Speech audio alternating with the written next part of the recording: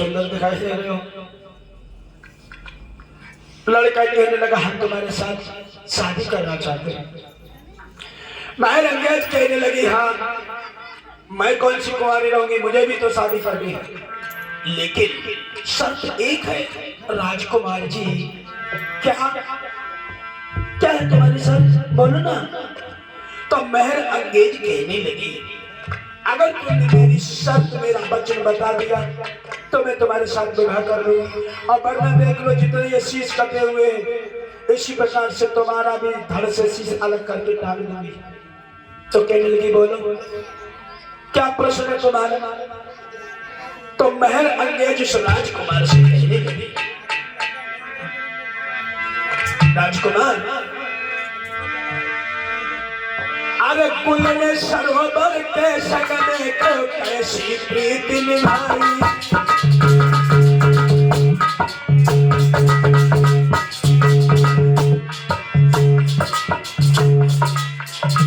तुम हमारे एक प्रश्न का उत्तर दे दो हम तुम्हारे साथ विवाह कर ले। कुल ने सरोवर के सगने को कैसी प्रीति निभाई,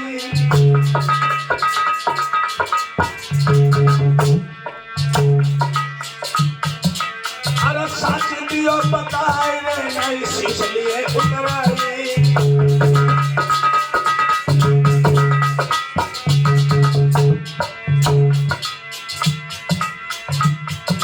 महाराज के नीचे मन को दो सपना तुम्हारे हाथ में भैया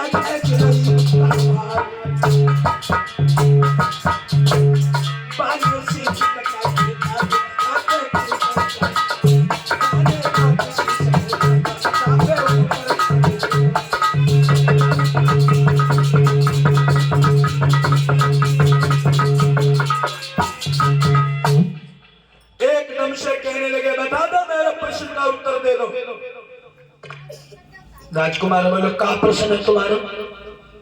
बोले हमारा प्रश्न ये है कि गुल के साथ में सरोवर में कैसी मित्रता निभाई, बस तुम्हें इतना था बात बता दो हमें और हम तुम्हारे साथ शादी कर लेंगे। अगर तुम नहीं बताओगे तो हम अपने इस तलवार से तुम्हारे शीश को काट करके इन्हीं मसूबों में टांग देंगे।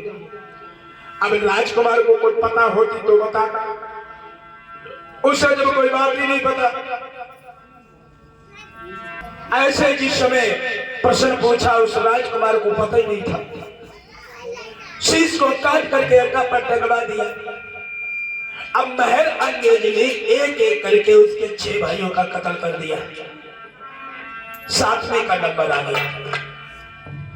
जब 7वें का नंबर आ गया तो वो लड़का मन में बड़ी उत्साह बनी, पिताजी से बोला पिताजी हम भी जाएंगे उस लड़की के पास और हम भी देखेंगे कि वो कितनी खूबसूरत है, और उसने एक एक करके मेरे 6 भाइयों को मार दिया, लेकिन आखिर बात क्या है।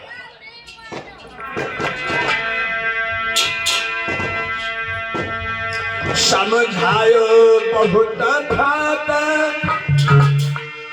सुनो मेरी बात की लला प्यारे, अब अपनी ही जिद ठान के बे पुत्र करा।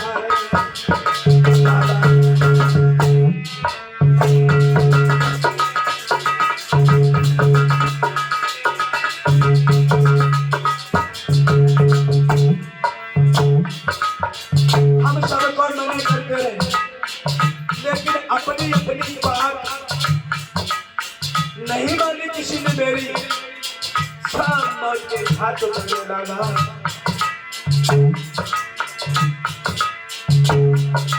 वो नारी बहुत खराब, वो नारी बहुत खराब पूरे काम लला मेरे प्यारे, लला मेरे प्यारे। ना जाने कितने कुमर की बातें बारे, ना जाने कितने कुमर लला हरिदास।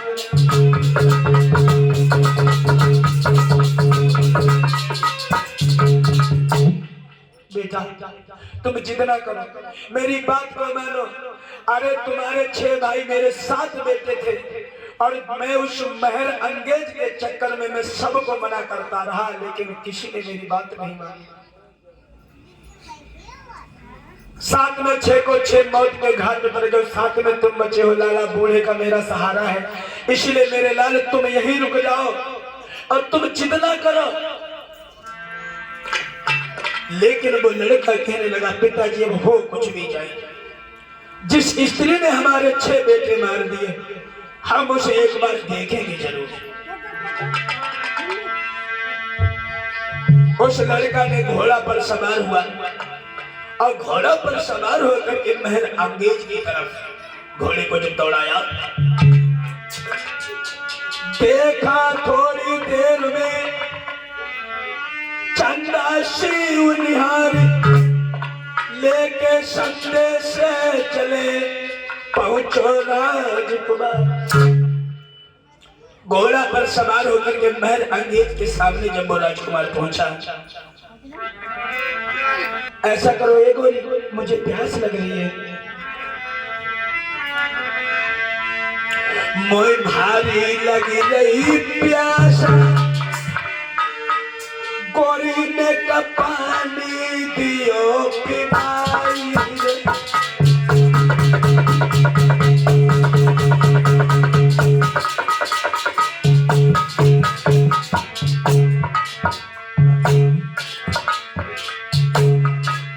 बड़ा सुंदर बाग है, उस बाग में एक तालाब है जिसमें सखियां नहा रही है। राजकुमार को पागलों की भांति पहुंचा और बोला, ये राजकुमारी, मुझे बहुत देर से प्यास लगी, थोड़ा सा पानी पिला दो। भारी लगी रही प्यास, सखी पानी दियो पिलाई।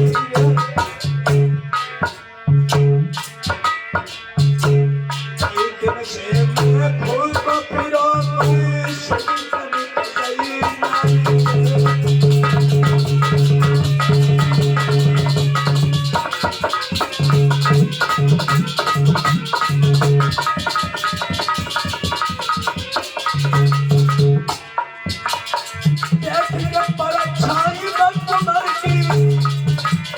लली की भरी हिला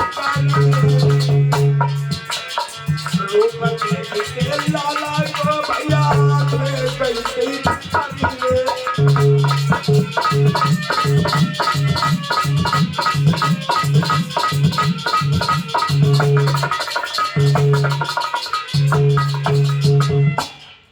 अब सखियां जब नहा रही थी, वो राजकुमार जिस समय पहुंचा, बोला ऐसा करो मुझे पानी पिला दो, बड़ी तेज से प्यास लगी है।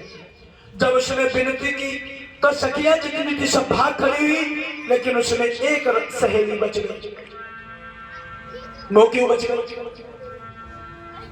वो इसलिए बच गई क्योंकि जैसे उसने राजकुमार की छवि को देखा, उस राजकुमार को देखा, तो वो मन में विचार करने लगी कि हमें लगता ये कोई साधारण लड़का नहीं है, ये कोई अच्छे खानदान से दिखाई दे रहा है।